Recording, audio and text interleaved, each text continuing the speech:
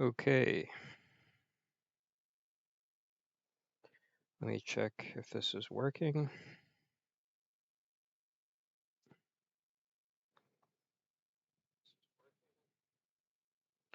Seems like it is.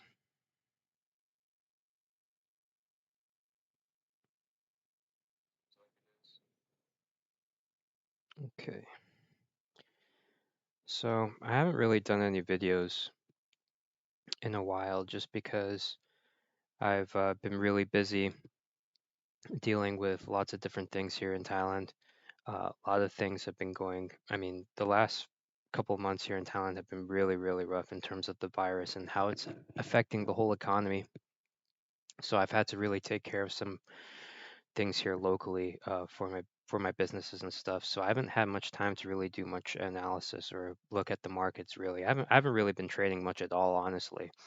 And yeah, pretty much ever since the end of last week, I've just been working every day. But so I just wanted to do this live stream as well to record a video and just kind of go through what I'm seeing right now in the market. Obviously, there's been a bunch of interesting things that have happened in terms of both crypto and gold. Obviously, with crypto, we've started to see a bit of a rally when it comes to some of the larger uh, larger projects. Obviously, ETH has had a pretty strong rally, and a lot of the ETH-based projects have. So we'll kind of go through that a little bit, discuss kind of where we are in Bitcoin. Also, we're going to go through gold as well.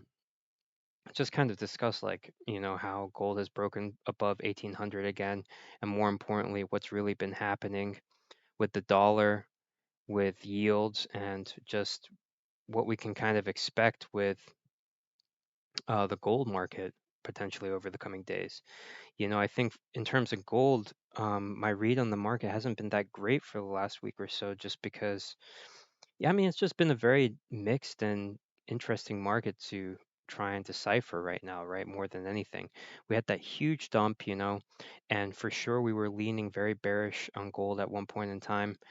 But now with certain things that have happened and all of these things, um, I think right now we're in a period of very, very mixed sentiment. So it's very hard to really build a strong bias, either bullish or bearish on gold at the moment. And most likely, if we're in such a mixed stance, we're probably going to end up going kind of sideways, but in a very volatile way, we're going to kind of go sideways. So, um, yeah, I'll just kind of give my thoughts on that. So let's look at Bitcoin first, I think, or just the overall. Actually, let's look at the overall market first. So, in terms of the overall market, I think we've obviously we got a really strong bounce really as soon as we start getting close to that $1 trillion market cap, an area that we've really been talking about. And now seems like we've been kind of consolidating here. Um, I've been pretty bearish on the market overall. Just saying that, like we're definitely in a bear market, quote unquote bear market. But I have also mentioned that the longer that the overall crypto market chooses to consolidate at the level of above $1 trillion, or even at the level realistically, at around 800 billion, which was where the previous high was. I mean, so long as we're consolidating or accumulating or whatever fucking term you want to use over there, I think actually everything overall still looks pretty positive for crypto. I mean, fuck. I mean, the fact that crypto is still at over $1 trillion, despite all the blood that's basically been on the streets during the sell-off over the last months or so. Um, it's pretty impressive. We it's really easy as well for us to just look back historically sometimes and say, well, this happened last time 4 fucking years ago. But obviously things change in 4 fucking years. Technology improves, so many different things improve. Um, the technology obviously gets adopted more, it becomes more usable. Although, let's be frank, a lot of the cryptocurrency technology is still pretty fucking unusable, right? Like, regular people aren't going to be using crypto technology anytime soon. I mean, have you ever tried to yield farm? It's a fucking nightmare, right? And yield farming is definitely great, don't get me wrong. Like, I'm learning more about it. That's kind of something I have been doing on the side just for fun, learning how to set up yield farms. I'll probably do some content on it as I establish everything what I'm doing right now more and more. But I mean, dude, let's be real. Like, will the vast majority of people will not or cannot understand how the fuck to set up a yield farm, right? I mean, that's just not going to happen right now, given how slow the technology is, how expensive the technology is, how just fucking out there the technology is more than anything. I mean, to call it fucking yield farming already sounds fucking stupid to begin with, you know? So it's like there's still just so many barriers before we really are getting to a point where there's like much bigger adoption per se. At least that's my overall take on it. But one thing that is interesting to see is how, we didn't really reach that 50% level. We obviously got really close, but now we're starting to see a reversal in the actual Bitcoin dominance percentage. And I think more than anything, this is being really driven by the fact that we've had such strong gains on ETH recently, or relatively strong bounce back on ETH over the past week or so, and ETH-based projects. And this is all really coming right because of the fork that's supposed to go on mainnet sometime this month. Oh, let's see this article. When is the actual fork happening? I don't know if there's an actual date scheduled for its release onto mainnet, but obviously this is kind of causing ETH and a lot of ETH-based projects, a lot of DeFi projects on ETH to really kind of pick up. And I've seen a lot of narratives right now from other videos, from other YouTubers or whatever it may be. I've seen a lot of content which is really talking about how this is now going to be a time where we finally see that kind of almost like a flippening. They call it the flippening, where ETH really starts to take over as the main kind of currency in the cryptocurrency space over Bitcoin. I think the stat was even here, right on this article. There was even the stat. Where was it? Maybe it wasn't here. Anyway, oh no, maybe it's here. Here we go. The stat that there was more daily active addresses today versus Bitcoin. This is the first time this has ever happened, blah, blah, blah. And that this is a really important sign for such a flippening.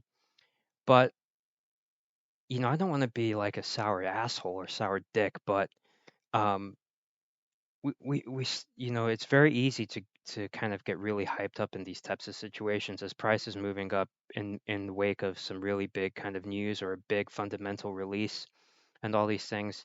Um, but as if you've been following cryptos since the last big bull run, I mean, there was talk about the flippening before then, and of course, ETH has progressed so much more rather than just kind of an idea, which it basically was at the time in 2017. Obviously, it's progressed so much more, it has so much more adoption. There's so many more applications using it, but I think we have to accept the fact that this is how people also trade. Like, don't forget that these are also markets, and people are also buying the hype and selling the news. This is 100% going to be happening during this period, right? Um, and we've seen it so many times in crypto before. So, especially when you listen to perma ETH bulls talk about this and talk about this event, they always like to talk about as this is like the fucking coming of Jesus or some shit.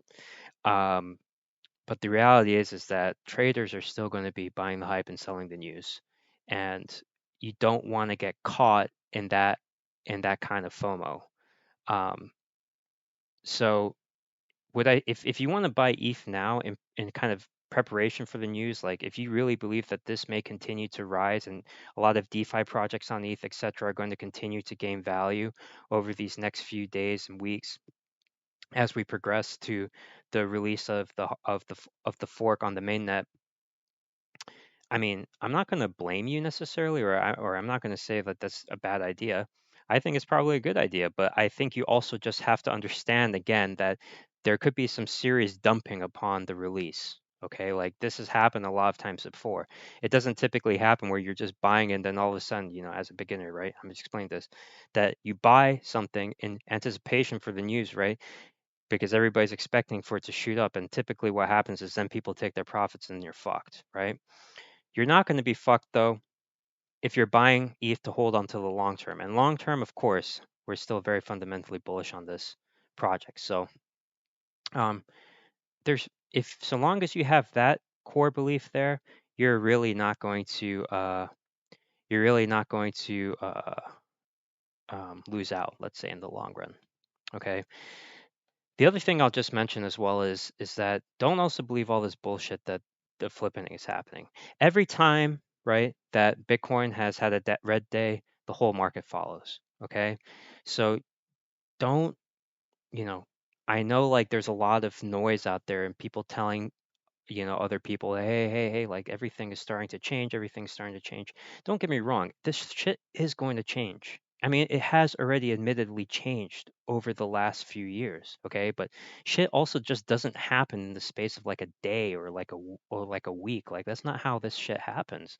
Shit is going to take it's going to take time for ETH to really become the core central project or the main currency in the cryptocurrency space overall, right?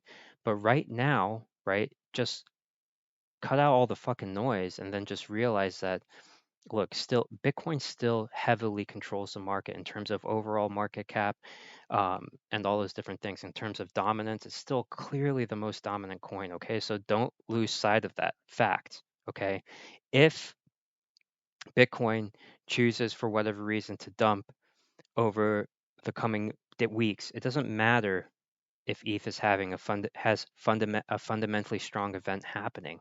It's going to dump. It's going to dump. So don't lose sight of that fact. And the reality is that right now, if we're looking at the Bitcoin chart, it still does not look great. So you're always going to be taking a pretty significant risk in terms of investing in projects like ETH or ADA, etc., or DOT, Polkadot, whatever it may be in these types of larger layer one protocols, you're always going to be taking risks in investing them at these prices when Bitcoin is still below the 21 day and kind of setting lower lows. Okay, so like you just have to understand that fact. Until Bitcoin gets really past this 200 day again, I cannot myself personally say that the overall crypto market is bullish. I just cannot say that, even if we're seeing this type of price action right now on ETH on the daily chart.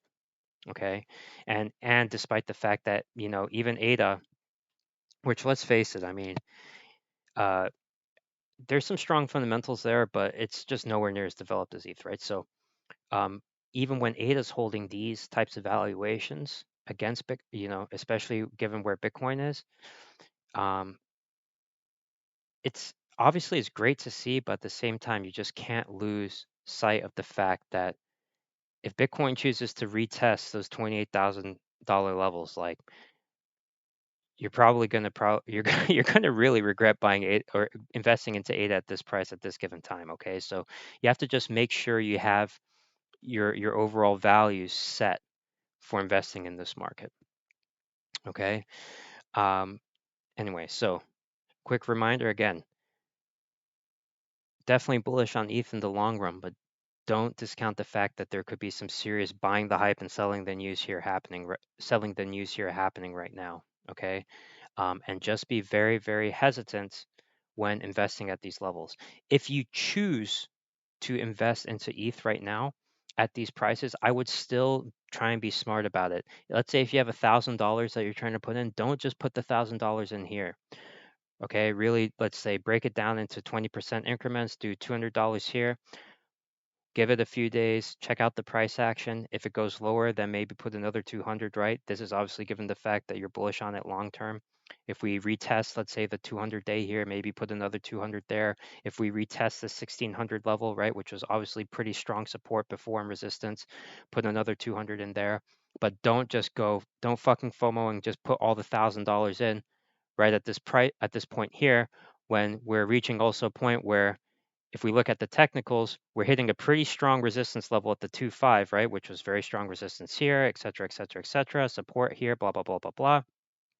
And the 50-day is definitely going to act as potential resistance, right? And if we get a strong bounce down off the 50-day, from a technical standpoint, it really means that we're looking more and more bearish over time. Okay, so these are just the main things I really want to just.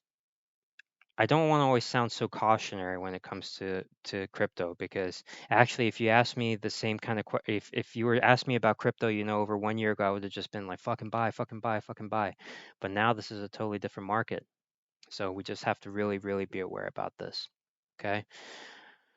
Oh, right. And yeah, I still wouldn't invest in shitcoins right now. I'm not saying that, for example, sushi's a shitcoin and obviously it looks really great, 13% on the day. We've had a pretty strong rise up from $6 to $9. Obviously, that's basically a 50% gain. But yeah, I mean, sushi is a really a project that I actually kind of like, despite the fact that I use the term shitcoin in a very nice, positive way, or sorry, joking, tongue-in-cheek way. But the reality is that when you're talking about investing into altcoins at this kind of position here, or in this with this kind of price action, you're really just gambling. You're really, really just gambling. So yes, if you had timed the bottom, at $6, which kind of coincides with the 0.786 level here on the fib. And yeah, you kind of timed it there, and you had your buy limit set. Yeah, I mean, congratulations, good to you. But that is not that simple, right? Everybody fucking knows that. So that's not personally how I like to try and invest into crypto. And I really don't think that that's going to be the way for you to make those more serious, let's say, profits in the longer run, just because you may hit this trade here, but especially when the market's very sideways or kind of very, very mixed at the moment, you're probably also going to miss sometimes, and you're probably going to miss sometimes pretty fucking bad. And when you miss bad, then you're going to actually end up making less money than and with this 50% gain, for example. So just the real money in crypto gets made when you hit those 300, 500, whatever percentage type gains, or even higher if you manage to hit a really nice shitcoin, right? So just keep that in mind. Don't just keep on chasing profits like that with crypto. It's just not the way to do it. I know people can do it. If you're very, very emotionless, you can do it, but especially if you hold some inherent biases with crypto, if you're really bullish on it, makes you make terrible decisions when you're trying to trade it. So if you hold, like for example, any strong biases like I do on the crypto market, that's when you're going to really fuck yourself. All right, that's my piece on that. Now let's quickly go into gold for the day. So yeah, wow, man, gold has had that crazy dump now already. Well, dump up and down. Look at that fucking candle. Holy shit. Holy shit. Look at that. Look at that. If we look at the hour price action, my gosh, that is some crazy price action right there. Yeah. So quickly, if we're just going to talk about gold. So obviously for the last few days, we had seen this kind of pretty strong rebound on gold here. I was definitely feeling pretty bearish on gold at that point in time, but we really started following this kind of upward trend line here. And one of the things that I think that I oversaw, or I just completely missed, as I was maintaining my bearish dollar stance, was just the fact that how much yields were going to be affected, right? Were going to be affected as well by all the interest rate talk. As there's like almost like a cardinal rule, right? That when interest rates rise, right, also yields, long-term treasury yields, long-term bond yields are going to fall too. And naturally, of course, there is that correlation between long-term yields, bond yields, and gold. that when yields tend to go down, bonds also tend to go up, right? So I kind of totally overlooked that what do you call it, that kind of narrative that was starting to come into play, right?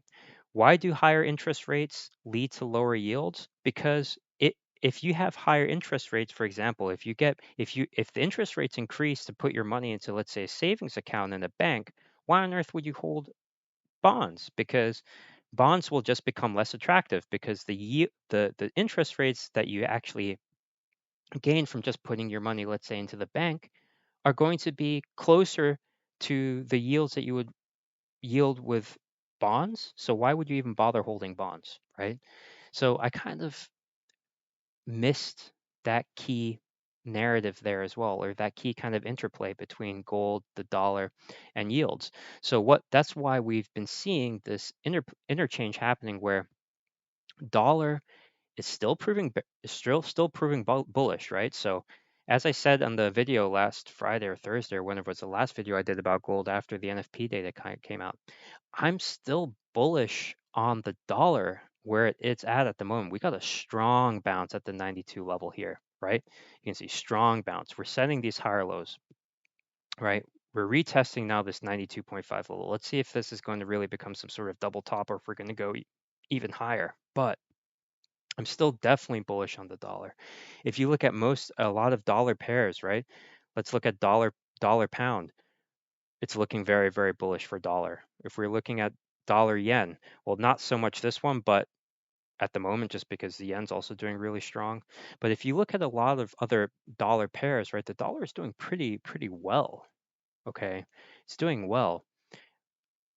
But again, despite the fact that we're having this higher rise in dollar, we're also seeing that consequently falling yield rate. And also, so you have this mixture happening right now in the market where, on the one hand, the dollar is rising, which is obviously not good for gold, given that it's a pair of gold dollar. But at the same time, yields are also diminishing, which is naturally positive for dollar because you'd rather than a lot of investors will say, hey, I'm just going to hedge my bets and my money into gold instead of putting my money into, for example, bonds. Okay. So long story short, I think the market right now is clearly now very mixed. There's also all this interest rate talk. We had the huge news coming out regarding oil, right? Um, well, it's after there was the whole OPEC agreement meeting disagreement, right? Which basically is causing a big supply shortage, right, for oil, leading oil prices to skyrocket. Again, bringing up inflation talk, right? Again, bringing up potential of interest rate increases, blah blah blah. This whole narrative among investors. So the whole market right now is extremely mixed because you have on the one hand yields dropping, etc. At the same time, you have people being bullish on the dollar. You have people talking about how interest rates need to be increased sooner, which obviously is going to be negative for gold, blah, blah, blah, blah, blah, blah, blah. So you have all of these different mixed narratives going on, which ultimately, most likely, right, is going to lead to some pretty volatile but kind of sideways price action. And I think we've had this strong rebound here on gold. Um, but I really would like to see, for example, if I'm really going to switch my if I'm really going to switch my bias back to, let's say, bullish on gold, I really would want to see more consolidation at these 1800 levels, maybe consolidate back at 1780, 1770, consolidate as well at 1800. Um, I just want to see more consolidation and accumulation before we progress to higher levels. Right now, what we've really been seeing in gold over the last few, let's say the last month, I mean, we've just been seeing boom, boom, then the huge dump, right? A huge dump. And naturally, with the huge dump, we're probably going to have a rebound, right? But is this rebound just a sign of further continuation? If we were to draw out the fib, are we bouncing off the 0.5 here? Who knows? Or are we really looking to consolidate around these levels at 1800, 1780, so forth, to then maybe build that step and continue higher? Um, just with all the fundamental mixed narratives going on as well. It's very, very hard to read. So that's what I really would want to see before I choose, okay, I'm going to be more gold bullish or gold bearish right now. Because right now, I'm frankly just very, very mixed. And I'm kind of more than anything just wanting to see where price is going to go over the next couple of days. In terms of big events, news events, we have the Fed minutes coming out tomorrow from the meeting 2 weeks ago where obviously interest rates were discussed. So there could be some more insight into those minutes there, which could move the market. We potentially even have the monetary policy report coming out on Friday, which is still tentative, which again could lead to huge discussions about interest rates and all these things, which could move the market. I just think with all of the different narratives going on,